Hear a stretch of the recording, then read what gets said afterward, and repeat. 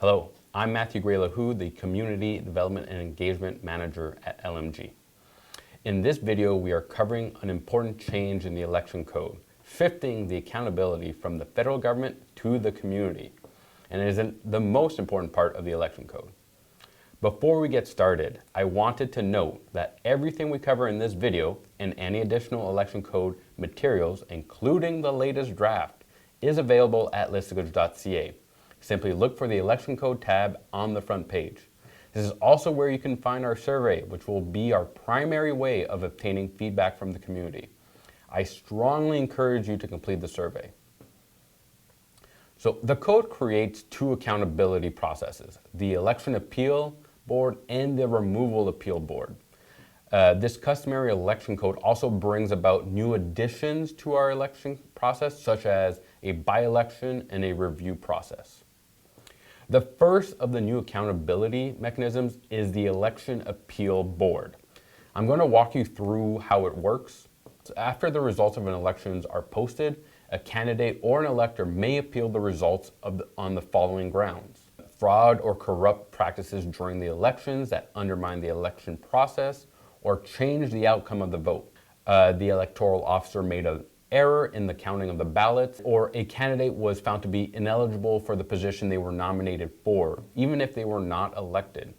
The appeal must be filed 15 days after the day of the election. Once an appeal is received, a 3-person appeal board will be formed. This appeal board will review the appeal request and either accept or reject it and publish the reasoning. If the board accepts the appeal, they will investigate it and provide a written decision within 14 days. The appeal board can decide to dismiss the appeal and hold up the election, or confirm the appeal and order a new election for one or more of the positions based on the appeal. If a new election takes place, the newly elected members of the council will serve out the remainder of the original term that was appealed and not start a new term. The second accountability mechanism is the removal appeal board, which I'll walk through you now. The chief or a councilor may be removed from office if they have violated the code of conduct, violated the code of candidates, which is a provision of this election code, refused to sign the oath of office, refused to resign their employment as required by this election code. Removal is triggered by a petition submitted by an elector and signed by 25% or 25% plus one of the electors, or an ordering council supported by the majority of quorum. They request a general assembly be held to appoint a 3-member board, appeal board, for the purpose of removing the chief or the councilor named in the petition or the ordering council. The appeal board will be appointed by the General Assembly, and the board shall investigate and verify the claim of the elector or of the council. The appeal board can choose to dismiss or accept the request. If they accept the request, the position in question will be declared vacant.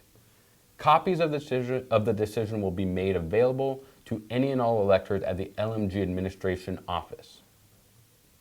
The customary election code introduces by-elections to our system. A by-election is simple. It is called if one or more of the council positions become vacant a year before an election to fill the relevant position. If a position becomes vacant with less than 1 year prior to the election, the council position is left vacant.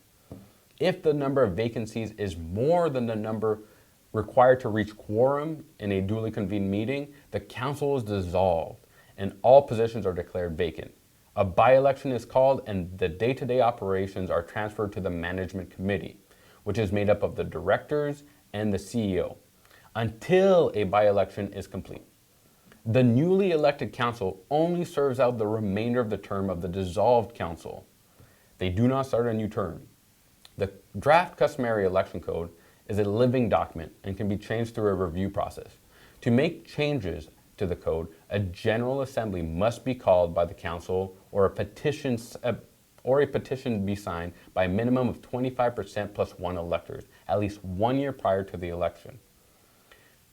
At the general assembly, the council or the electors can propose amendments that will be written down and voted on. in person or online. The amendments require the support of at least 150 electors before they move on to a referendum.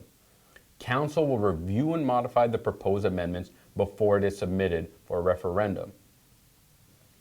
Amendments require a majority of support of votes to pass.